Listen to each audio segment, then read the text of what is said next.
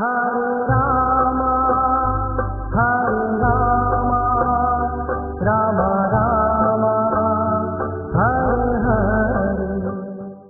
നാമീകരണ ചടങ്ങ് കഴിയുന്നു. അടുത്ത ചടങ്ങ് ഉപനയനമാണ്. കുലഗുരുവായ വസിഷ്ഠൻ അവർക്ക് ഉപനയന ചടങ്ങ് കഴിഞ്ഞ് വേദങ്ങളും വേദാംഗങ്ങളും ഉപനിഷത്തുകളും എല്ലാം പഠിപ്പിക്കുന്നു. 4 പുത്രന്മാരും അനായാസേന അത് പഠിച്ച് എടുക്കുന്നു. അതിനുശേഷം വിശ്വാമിത്ര മഹർഷി താൻ നടത്തുന്ന യാഗത്തെ രക്ഷിക്കാൻ വേണ്ടി ശ്രീരാമനെയും ലക്ഷ്മണനെയും തൻ്റെ കൂടെ കൊണ്ടുപോകുകയാണ്. രാമായണത്തിൻ്റെ കഥ. വസിഷ്ഠ മുനി എന്നാൽ വേദങ്ങളുടെ ജ്ഞാനം ഉള്ളവൻ എന്നാണ്. ഇവിടെ ശ്രീരാമനെയും ലക്ഷ്മണനെയും, അതായത് വിവേകത്തെയും ത്യാഗത്തെയും, എപ്പോഴാണോ ഒരു വ്യക്തിക്ക് വിവേകം, അറിവ് കിട്ടുന്നത്, അപ്പോൾ ആ വ്യക്തി തൻ്റെ ഉള്ളിലെ അഹങ്കാരത്തെ ത്യാഗം ചെയ്യുന്നു. കഥയിൽ വരുന്നത് വിശ്വാമിത്രൻ ഈ 2 കുമാരന്മാരെ കൂട്ടിക്കൊണ്ടുപോകാനായി വരുന്നു. അതായത് എപ്പോഴാണോ നമ്മൾ അറിവ് ത്യാഗം, അഹങ്കാരത്തിൻ്റെ ത്യാഗം ചെയ്യുന്നത്, അപ്പോൾ നമ്മുടെ ഉള്ളിൽ വിശ്വബന്ധുത്വം എന്ന ഭാവന ഉണ്ടാകുന്നു. അങ്ങനെ വിശ്വം ഒരു കുടുംബമാണ്, വസുദൈവ കുടുംബകം എന്ന ഭാവന വരുമ്പോൾ അനേകം പേരെ രക്ഷിക്കാനുള്ള ശക്തി നമുക്ക് കിട്ടുന്നുണ്ട്. കുമാരന്മാർ വിശ്വാമിത്ര മഹർഷിയോടൊപ്പം കാട്ടിൽ യാത്ര ചെയ്യുമ്പോൾ വിശപ്പും ദാഹവും അനുഭവപ്പെടുന്നു. അപ്പോഴാണ് വിശ്വാമിത്ര മഹർഷി ഇവർക്ക് ബലാതിബലം കൊടുക്കുന്നത്.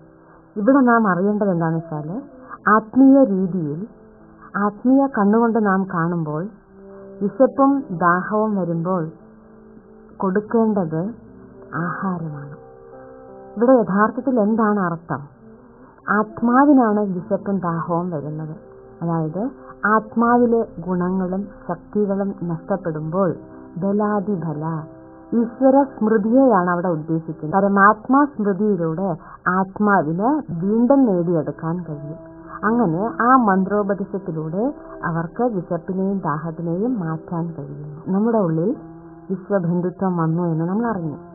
അങ്ങനെ നാം ജീവിതത്തിൽ യാത്ര ചെയ്തുകൊണ്ടിരിക്കുമ്പോൾ പല തടസ്സങ്ങളും നമുക്ക് നേരിടേണ്ടി വരും. അതിനെയാണ് രാമായണത്തിൽ താടകയായി കാണിച്ചിരിക്കുന്നത്. പക്ഷേ നമ്മുടെ ഉള്ളിൽ ഈശ്വരന്റെ ശക്തിയോടെ നമുക്ക് താടകയെ പോലെയുള്ള അസുരമായ പ്രതിസന്ധികളെ തരണം ചെയ്യാനുള്ള ശക്തി, അതിനെ നിശേഷം ഇല്ലാതാക്കാനുള്ള ശക്തി നാം കൈവരിക്കുന്നു. നാം പുരാണങ്ങളിൽ കേട്ടിട്ടുണ്ട്, ദ്വാപരയുഗത്തിലെ മഹർഷിമാർ അനേകം യജ്ഞങ്ങൾ രചിച്ചു എന്ന്.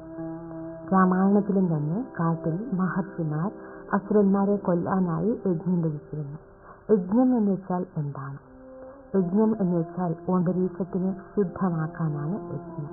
രണ്ടാമത്, ഏതൊരു ശുഭകാര്യത്തിനും യജ്ഞം എന്ന് പറയാറുണ്ട്. ഇന്ന് നാം വസിക്കുന്നത് കലിയുഗത്തിന്റെ അന്തിമ സമയത്താണ്.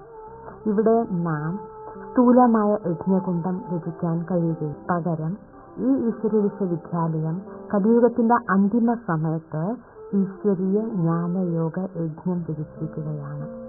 ഈ യജ്ഞത്തിലൂടെ അനേകം ആസുരീയ ചിന്തകളെ നാം സ്വാഹ ചെയ്യുകയാണ് ചെയ്യുന്നത്. ഇവിടെ ബാഹ്യമായ അഗ്നിയല്ല കാണിക്കുന്നത്, ഈശ്വര സ്മൃതിയാകുന്ന അഗ്നിയാണ്. ഇങ്ങനെ എവിടെ ഒരു യജ്ഞം രചിക്കുന്നോ അവിടെ തടസ്സങ്ങൾ ഉണ്ടാകുക സ്വാഭാവികമാണ്. പക്ഷേ ആ തടസ്സങ്ങളെ ഇല്ലാതാക്കാനും അതിനെ അതിജീവിക്കാനും മറികടക്കാനുമാണ് ത്യാഗവും വിവേകവും വിശ്വബന്ധുത്വം എന്ന ഭാവനയും ആവശ്യമായിട്ടുള്ളത്. ഹരേ രാമ